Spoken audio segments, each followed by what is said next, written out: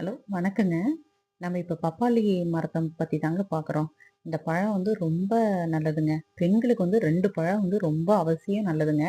அதுல ஒண்ணு மாதுளை. அது நம்ம எல்லாத்துக்குமே தெரியும். இன்னொன்னு வந்து இந்த பப்பாளி பழங்க. இந்த பப்பாளி பழத்த நம்ம வீட்ல இருக்க பெண் குழந்தைங்களுக்கு சின்ன வயசுல இருந்தே நம்ம ரெகுலரா குடுத்துட்டு வந்தோம் அப்டின்னா, அவங்களுக்கு வந்து அவங்களுடைய யூட்ரஸ் வந்து நல்ல ஸ்ட்ராங்கா வளருங்க. பின்னாடி வந்து அவங்களுக்கு ஃபியூச்சர்ல யூட்ரஸ்னால எந்த விதமான பிரச்சனைகளும் அவங்களுக்கு வராதுங்க. அந்த அளவுக்கு நல்லா ஸ்ட்ராங்கா ஆக்கிடுங்க இது. அதோட சுகர் பேஷண்ட்ஸ்க்கும் இது ரொம்ப நல்லதுங்க. அவங்களுக்கு இந்த பழத்த சாப்பிடும்போது ஒரு நல்ல ஒரு எனர்ஜி கிடைக்குங்க. இந்த பழத்துல வந்து ஃபைபர் வந்து நெறைய இருக்கிறதுனால, நம்ம ரத்த குழாயில கொழுப்பு படியுது இல்லைங்களா? அந்த கொழுப்பு படியறதையும் கட்டுப்படுத்துங்க.